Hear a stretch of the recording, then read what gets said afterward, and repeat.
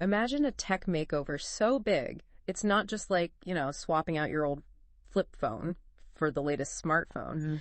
It's like reinventing the rules of the internet itself. Yeah. That's what we're diving into today. Right. Ethereum's incredible transformation. It's a fascinating story, really. Yeah. Most people, I think, don't realize that the technology behind these systems, particularly in the blockchain space, is constantly evolving. And with Ethereum, that evolution was absolutely crucial. Yeah. You see, in the beginning, Ethereum relied on the system called proof of work. Right. Picture a worldwide marathon, everyone sprinting at full speed, burning tons of energy, but only one runner gets to add the next block to the chain and win the prize. Now, proof of work was revolutionary for its time, no doubt, but it was clear that this approach wasn't a long-term solution. Right.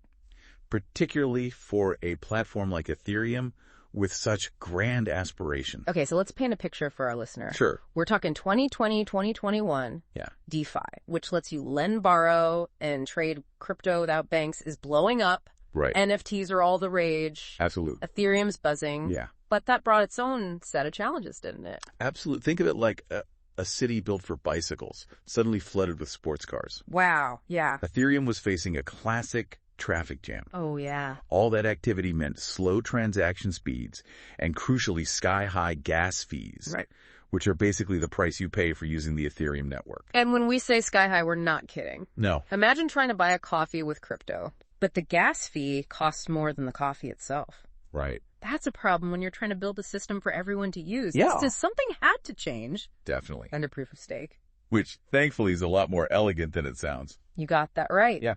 So ditch that energy-guzzling marathon image. Okay. Instead, think of a lottery. All right. Want a chance to win to add the next block to the blockchain. Mm-hmm. You stake some of your Ethereum. Right. It's like buying lottery tickets. The more you stake, the higher your chances of being chosen to validate transactions and earn rewards. Exactly. What's so brilliant is that this seemingly simple shift addresses multiple issues simultaneously. Okay. Remember, blockchains are all about achieving consensus. Right.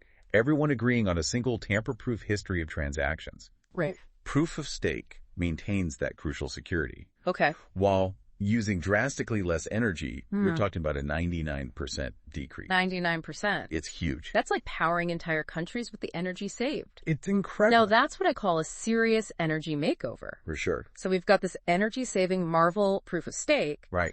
But it wasn't just about going green, right? Right.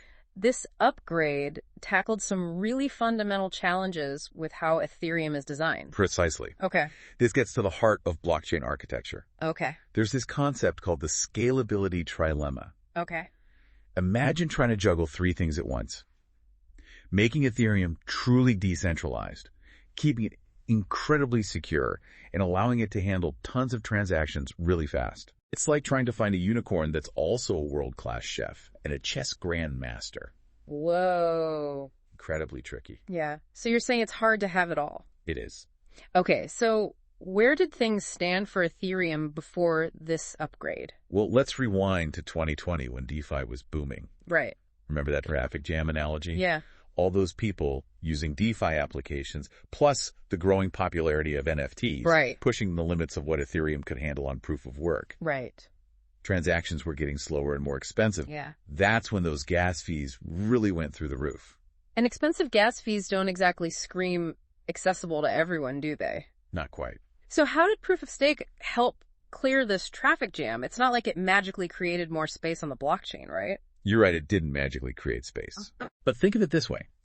Imagine Ethereum as a single-lane highway struggling to accommodate all those transactions. Okay, I'm with you. Proof of stake, in a way, paved the way for expanding that highway. Okay. One way it did this was by enabling something called sharding. Sharding. It's like taking that single lane and splitting it into multiple lanes, allowing transactions to happen simultaneously. So more lanes for smoother traffic flow. Exactly. That makes sense. Yeah. But hold on, we've been talking about all these changes like they happened overnight. Right. What was the actual timeline here? How did we go from gas-guzzling marathons to multi-lane highways? It's important to remember that Ethereum's evolution has been a gradual process, a team effort, if you will. Right. It isn't just driven by some big company, but by a massive community of developers and users all over the world.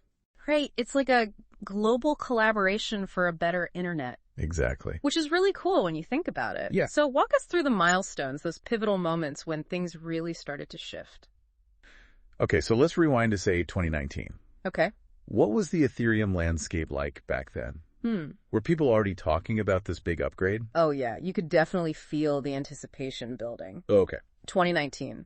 That was when the roadmap for Ethereum 2.0, this major overhaul we've been discussing, really started to take shape. Right. The community was buzzing with ideas, especially as those limitations of proof of work became impossible to ignore. And then, bam, 2020 hits, and DeFi explodes in popularity. It did. It's like that quiet town suddenly had to become a bustling metropolis overnight. Yeah. Perfect analogy. Yeah, and DeFi showcased Ethereum's incredible potential, but it also threw those scaling challenges into sharp relief. Right. Gas fees skyrocketed. Oh, yeah. And suddenly, using Ethereum for everyday transactions was like trying to buy groceries with gold bars. Yeah. Not very practical. Not exactly ideal for grabbing a cup of coffee. No. So as DeFi is blowing up, 2020 also saw the launch of the Beacon chain. Right. What was that all about? The Beacon chain. Yeah. That was a pivotal step.